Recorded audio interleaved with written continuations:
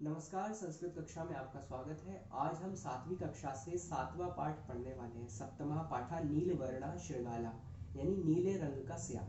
कहानी की शुरुआत होती है, एक जंगल में एक सियार रहता था। अपने संबंधी जनों, अपने जातिगत लोगों से हमेशा तिरस्कृत होता था और अपमान पाता था, क्योंकि साथ के लोग तो चिढ़ाते हैं, परेशान करते हैं। तो वो चाहता था कि मैं इनको सबक सिखाऊं, कैसे भी करके अपनी धाक जमाऊं, लेकिन नहीं जमा पाता था। तो स्वेच्छाचारी था, अपने हिसाब से विचरण करता था, किसी की नहीं सुनता था, मनमाना आचरण करता था।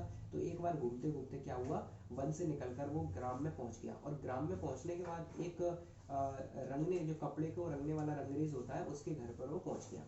और वहां पहुंचने के बाद एक बड़ा सा टब रखा हुआ था, जिसमें नील वर्ण का रंग रखा हुआ था, जिसको हम नील बोलते हैं। तो कपड़े में रंगने के लिए वो उसने रखा हुआ था। गलती से क्या हुआ, घूमते घूमते उछल कूद कर रहा था और उस नील वर्ण के टब में वो गिर जाता है, उस पात्र में वो गिर जाता है।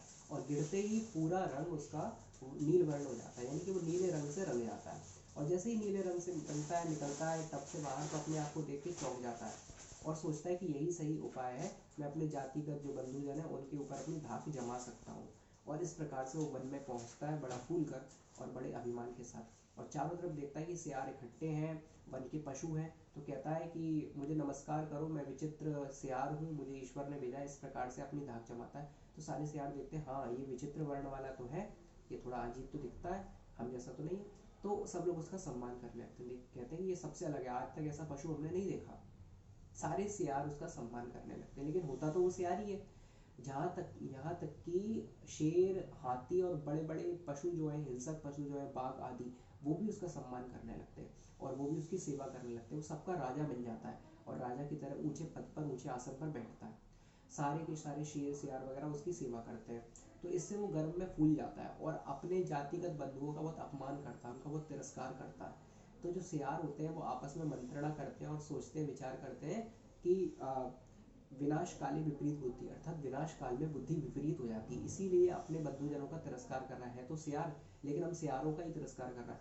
इस प्रकार से होता है। और क्या होता है, एक शाम की बात है, उसका विनाश काल नजदीक आ गया होता है। तो क्या होता है कि सारे सियार शाम के समय हुआ की ध्वनि करते हैं, आवाज करते हैं, स्वर निकालते हैं। तो सभी सारे सियार मिलके शाम के समय ये ध्वनि निकाल रहे होते हैं। तो सियार तो होता ही है, तो अपनी गुणों के अनुसार वो भी सुन के वही ध्वनि को रिपीट करने लगता है, उसको अनुसरण करने लगता है। और अनुसरण करते करते वो भी सियारों की तरह ध्वनि निकालने लगता है। और जैसे ही शेर आदि पशु सुनते हैं कि अरे ये तो नकली बना बैठा है, ये तो सियारी, लेकिन अपने आप को एक विचित्र पशु बताता है, खास पशु बताता है, ईश्वर का भेजा हुआ।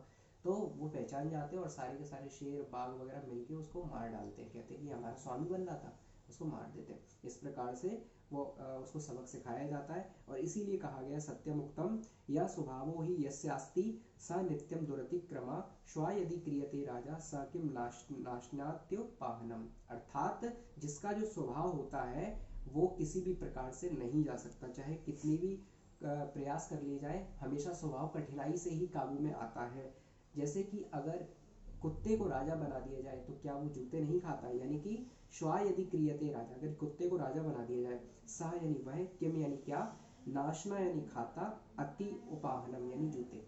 तो इसका अर्थ यही है कि कोई भी स्वभाव अपने कंट्रोल में नहीं कर सकता, स्वभाव बड़ी कठिनाई से काबू में आता है। इस प्रकार ये पाठ संपूर्ण होता है।